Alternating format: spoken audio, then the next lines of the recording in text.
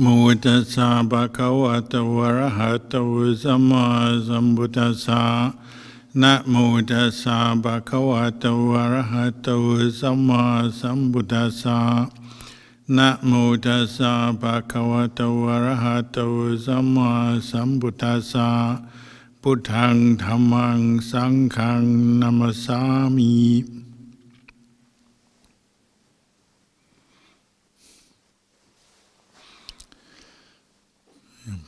Blessings, good evening. Today is the Buddhist holy day, 8th day of the waxing moon. So in the monastery here we come together for an opportunity to meditate and chant the paritas, the verses of protection, listen to Dhamma, talk about the Dhamma. Something that's been carried on since the time of the Buddha. And you'll probably find in monasteries all over the world, they'll have some kind of puja session or meditation or teaching session today.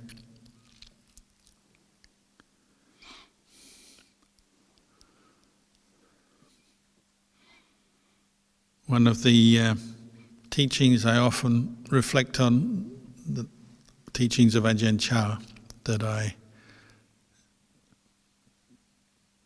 used a lot when I was a new monk, was the explanation he gave when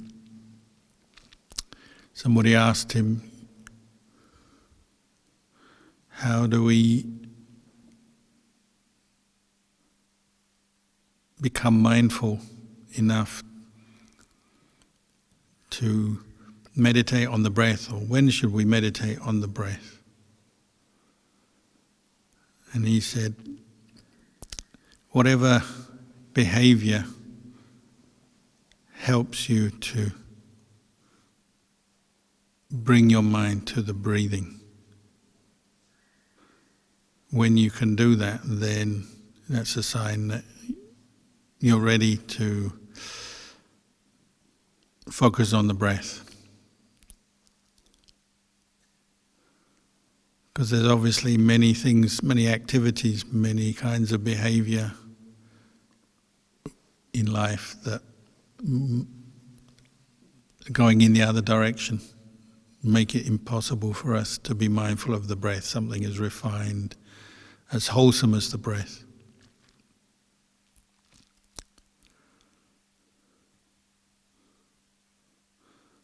So for example, say you're watching a movie, it'd be quite difficult to follow the breathing.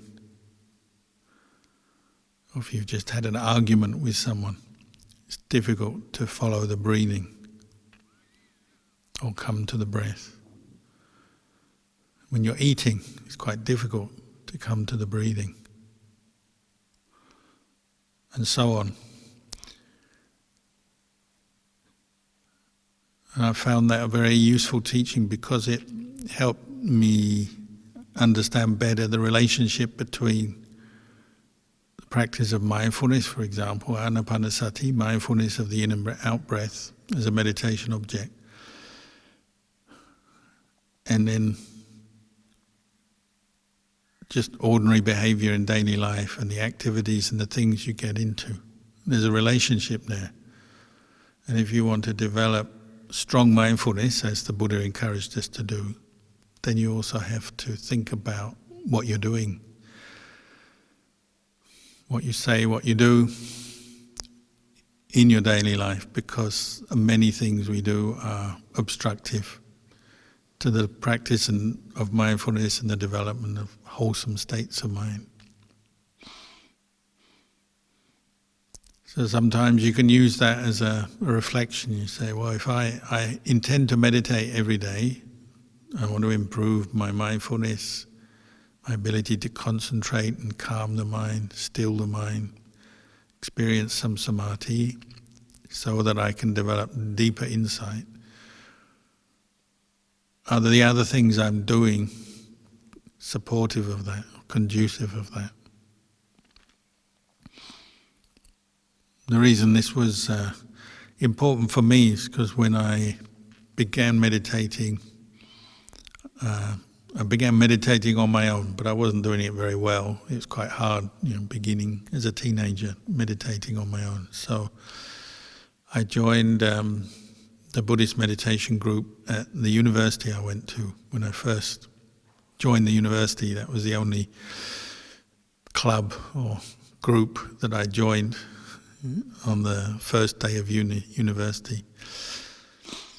And I went along to the meeting and I found the teacher, and the style of practice was quite helpful, and meditating in a room full of other people was helpful.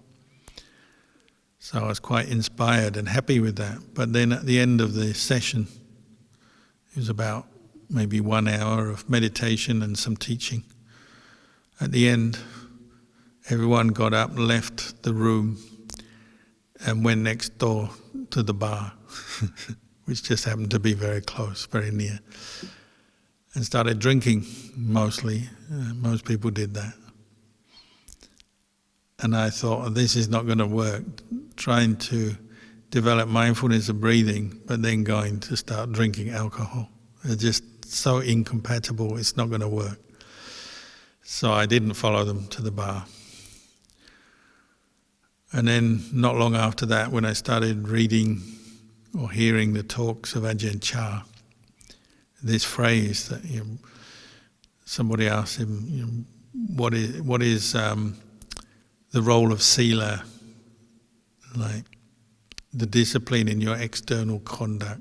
What is the role of that in developing your mindfulness, your meditation? He said, well, you have to look at the things you're doing to see whether they're going to pull you away from the breath or make it impossible to come to the breath, make your mind too confused, too full of emotions, or are they compatible?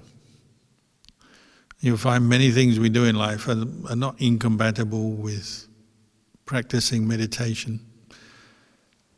They're not going to make it hard to come to the breath.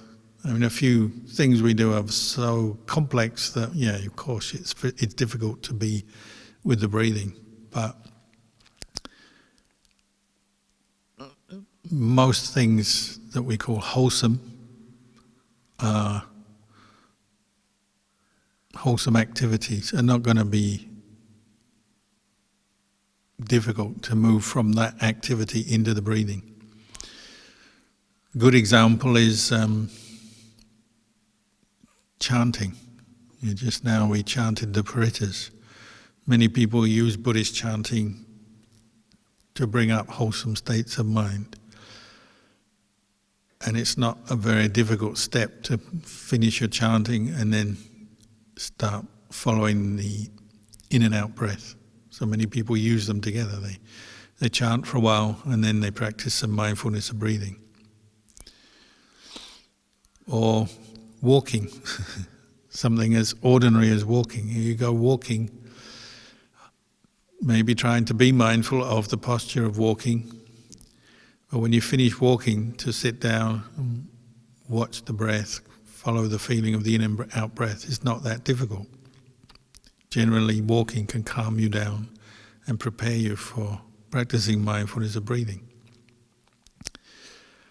Many other things we do are not that obstructive to the practice of mindfulness or mindfulness of breathing. But of course some things are. And as you practice more, you get to know what things will support your practice. We usually learn Buddhism in the beginning from books. So you learn, say, when it comes to sila or morality or our external behavior, well, we have teachings on the precepts and right speech, right action, right view, all kinds of aspects of the path that the Buddha explained. But you can use Ajahn Chah's reflection to help you if you want. Just reflect, this thing that I'm doing now, or this way of behaving, what I'm saying, what I'm doing, what's going on in my world at this moment, is this going to be conducive to sitting down, watching my breath go in and out? Or is it just going to make it more and more hard, more difficult? You might call it the refined practice of sila. When we talk about precepts, 5 precepts, 8 precepts, we have the textbook definition. You undertake not to kill, not to steal, and so on. And that's, for most people, that's fairly obvious. But then there's other things, aren't there? Other activities that aren't immediately obvious as unwholesome or unskillful, but they're still obstructive to developing our mind in meditation. As I was saying, something like, watching a movie or all kinds of entertainment, playing a video game, for example. Generally, that's just going to distract you, take your mind away from the breath. So anyone who's sincere in developing meditation probably will find they play less and less video games.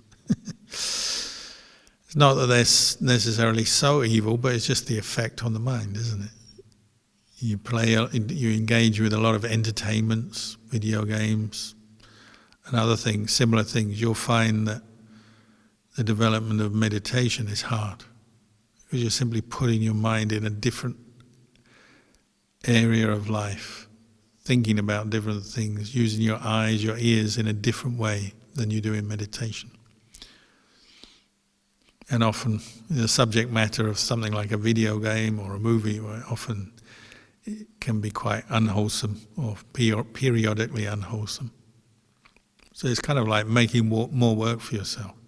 That's why if you go on a meditation retreat where you won't do those things, you keep the 8 precepts, live a more simple life, disciplined life.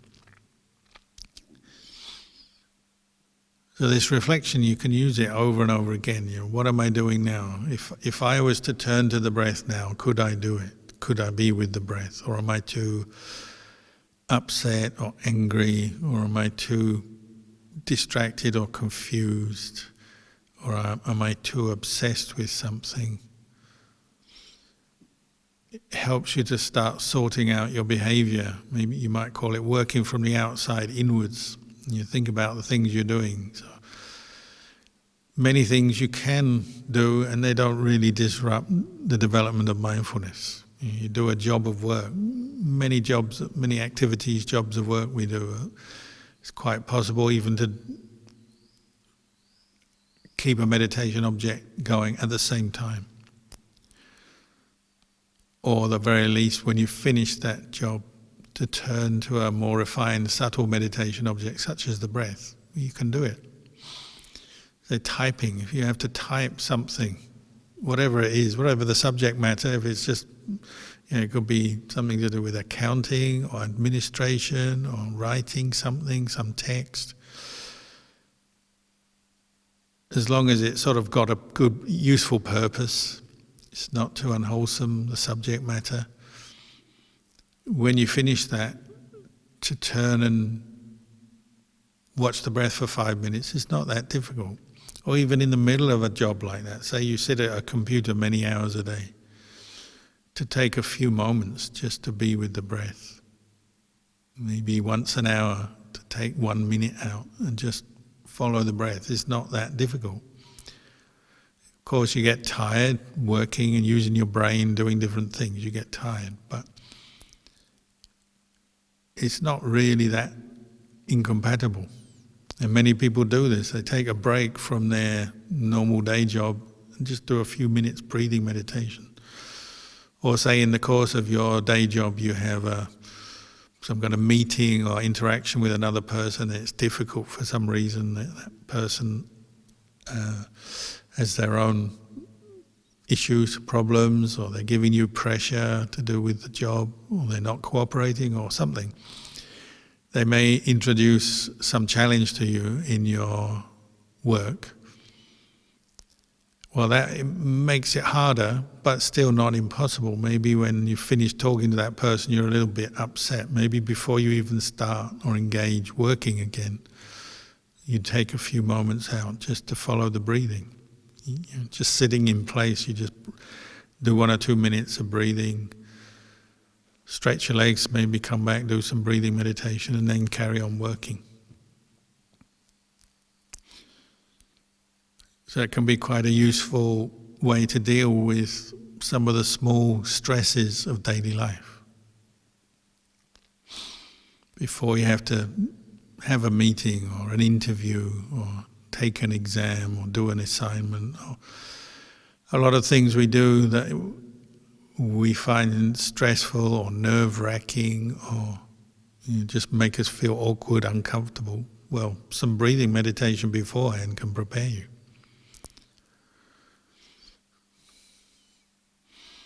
So you can use it as a kind of a guide.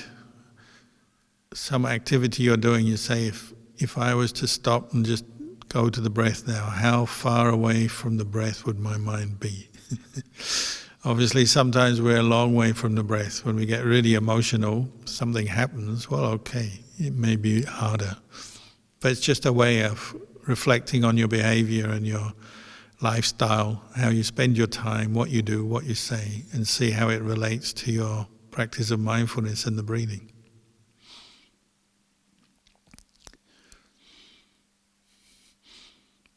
We all know what it's like when the mind just keeps racing and won't shut up, as it were. You just keep thinking and talking in your mind to yourself. It could be when you're working or driving or just on your own.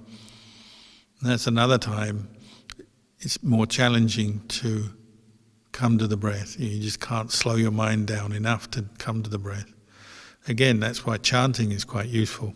People find that chanting brings up a kind of open awareness, mindfulness. It's not as refined as when you're focusing on the breath, but focusing on the words of a chant, on the meaning of those words, the sound. It can bring up many wholesome qualities and just slow your mind down if it is caught up in a lot of chatter or strong emotions. It can also bring up faith, because when you chant, often you're thinking of the Buddha or the Dhamma or the Sangha.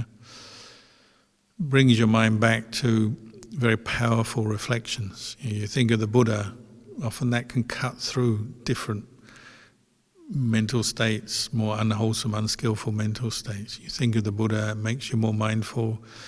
Maybe it brings up sense of compassion, empathy, brings up more mindfulness, brings up some wise reflection, just thinking of the Buddha as you chant. Similarly, the Dhamma, you think of the Dhamma, it reminds you of your precepts, or reminds you of the meditation object, or reminds you of the value of the Dhamma for helping us to understand and know the truth, and so on. Your chanting can be like that. It can be a bridge between our emotional or confused mental state and the Dhamma, where the mind is more mindful, more still, more quiet, and more reflective. It's like a bridge from going one side to the other.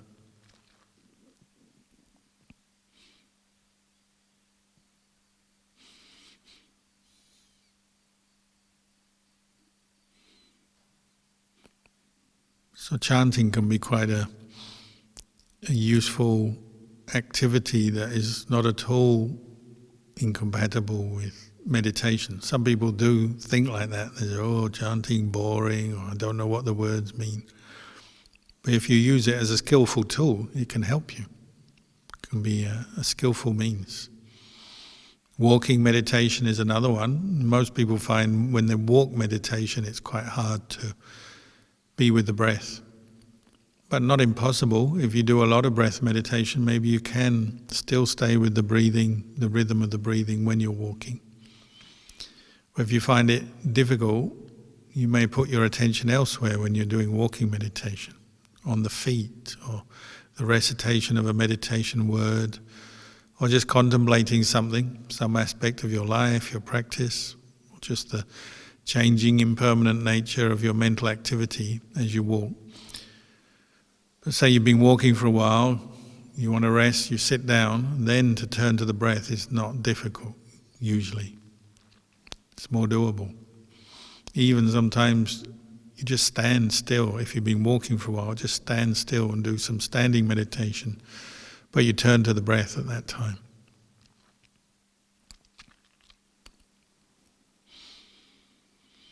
So you can use the breathing meditation or whatever your regular meditation object is that you use. You can use it as a guide for learning about other aspects of your behavior and the way you do things in life.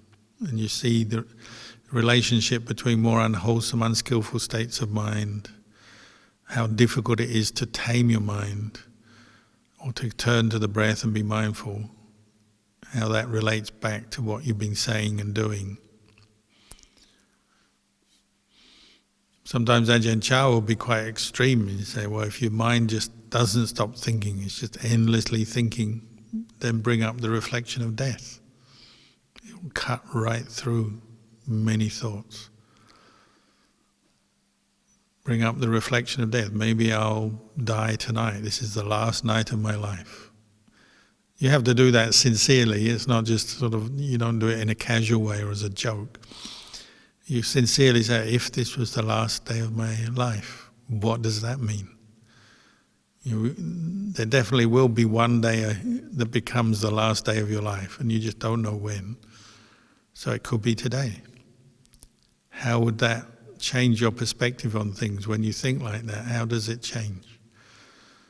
So much of the trivial things that we think about, worry about, plan, scheme, get upset about, get confused about, drop away when you think of death. Even very strong, powerful emotions can drop away when you reflect on the possibility of your death. I often quote the lady who was screaming and wailing because her son had just died. Must be one of the hardest things for a mother to face. Your child has died. And then I was staying with Ajahn Mahabua, and then he turned to her and said, well, you're going to die too. Have you thought about that? Suddenly she sort of woke up out of her really strong state of grief and sort of wild emotional state. Suddenly it hit her, oh yes, she has to die too. Doesn't bring her child back, but kind of wakes her up to a higher truth, a difficult but a higher truth. We all have to die, and when you really think of that, it cuts through so much of the emotion and the confusion of our mind. So reflecting on death is very conducive to breath meditation as well. It's like brings you back to the breath, because when you die, what happens? Well, your breath stops. You breathe in and you don't breathe out, or you breathe out, you don't breathe in again. If you've ever been with someone who's dying, often their breath is very laboured, it's often noisy, and they're struggling, because in the end that's all we've got, our breath. It's the last thing to leave us. Even food and drink, we stop before we stop breathing. In life, there's probably the three most important things are food, drink, and breath. We often say, oh, this is really important for me, this relationship, or my money, or my job, or my children, or my house, or my this, my that. But none of these things are as important as food, water, and ultimately just your breath. So when you think of death, it brings you back to the breath, doesn't it? Right back to one breath in, one breath out.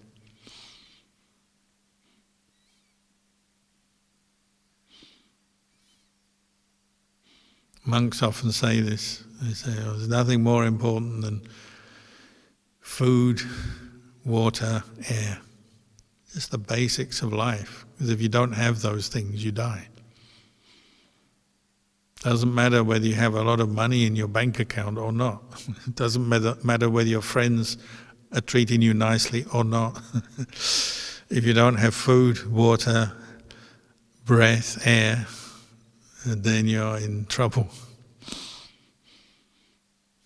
I once went to visit a monk who was famous for his psychic powers. He had all 8 jhanas, 4 rupa jhanas, 4 arupa jhanas. Lumpur Gesem, an amazing monk, lived on top of a mountain. The mountain looked like a Buddhist pagoda, a stupa, kind of pointy shaped mountain. The only way up was to walk up. You couldn't drive up.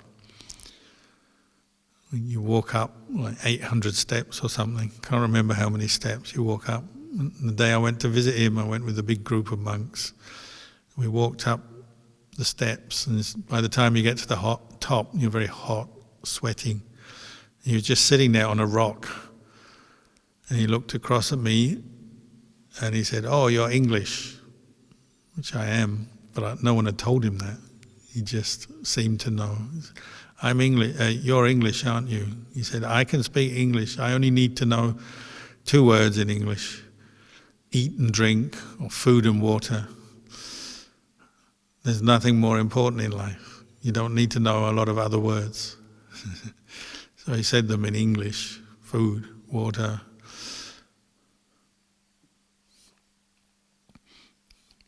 Life comes down to that, and death comes down to that. When you can't eat anymore, you can't drink anymore, you can't breathe anymore, then you die. It's as simple as that. So if you're meditating and your mind is racing and you can't control it, bring it back to the present moment, think of death, think of the possibility of your death. You'll cut through everything else. Not to make us careless or neglectful, but just to know, to give you right perspective, to give you wisdom. You could die at any moment, any day. When we forget our death or the possibility of our death, then we tend to get caught up in many ordinary things that are very distracting. So like when you think about other people, we spend a lot of our time thinking about other people. We completely forget ourselves, don't we, when we think about other people. People we like, people we don't like, people we want to know, people we don't want to know, people who are our friends, people who are our enemies. We spend so much of our time thinking about other people. When we're thinking about other people, then we're not watching the breath. We're not with our breathing, because we're thinking about other people. We do a lot of that, and so a lot of our unhappiness in life is because we spend too much time thinking about other people when we should be more mindful of our own breathing. You think about it, we lose our happiness when we get too caught up with other people and their business. We interfere with other people's business, then we forget our own business. Or sometimes we do things that kind of cause trouble or pain or trouble or suffering to other people. Then we definitely are not going to be able to be with our own breathing, because if you spend your time causing trouble for other people, your mind is going to be too confused going out to the world. Or when you're jealous of other people, you're endlessly thinking about other people, you're jealous, you're envious, you're not going to be able to watch the breath then. So thinking about other people takes us away from the breath. Sometimes we have to be honest and say, before I can spend too much time thinking about other people, I should control myself, bring my own mind, bring up the discipline in my own mind, be more mindful. Then you'll be able to watch the breath, be with the breath. Think in the course of one day, how much time do you spend thinking about other people? And I don't mean other people when you have to think about them, say to do with your job or something like that. But when just mindlessly, without mindfulness, we sort of idly thinking about other people. You like this person, don't like that person, other people's business. We do so much of that. Sometimes we find excuses for other people. They're not present and someone asks about them and we're already speaking on their behalf or finding excuses for them. We do that a lot. Anything than watch our own breath. It's almost like the breath is the last thing you want to know about. When your mind's not peaceful, that's how it is, isn't it? The last thing you want to do is watch your breath go in and out. When your mind's full of emotions, stress, the last place it will be is with the breath. It'll be racing with all the emotions, the thoughts, the worries, the anxiety. So we have to train it, we have to practice.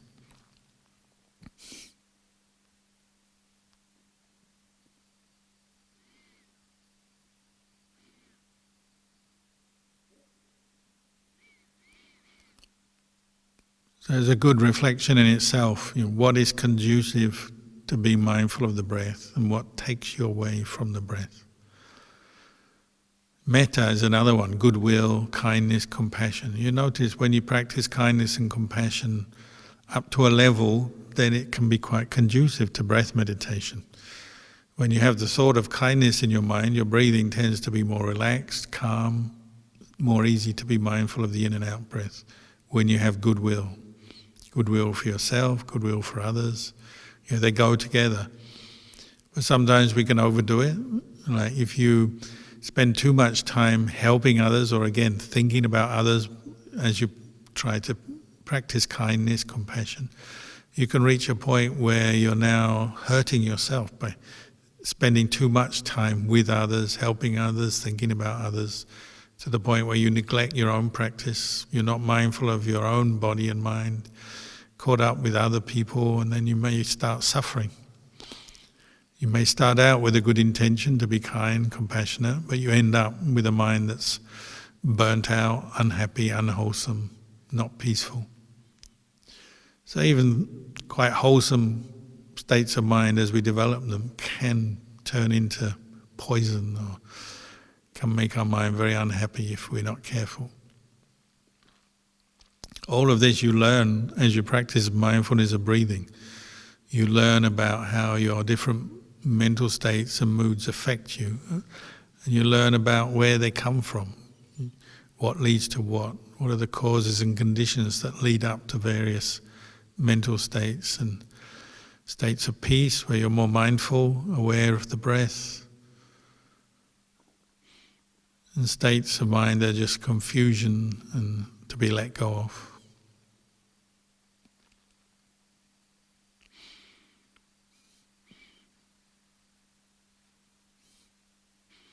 So just a few reflections on the practice of mindfulness of breathing tonight. Maybe you can take them away and use, and after this there'll be a chance to answer some questions if you have any.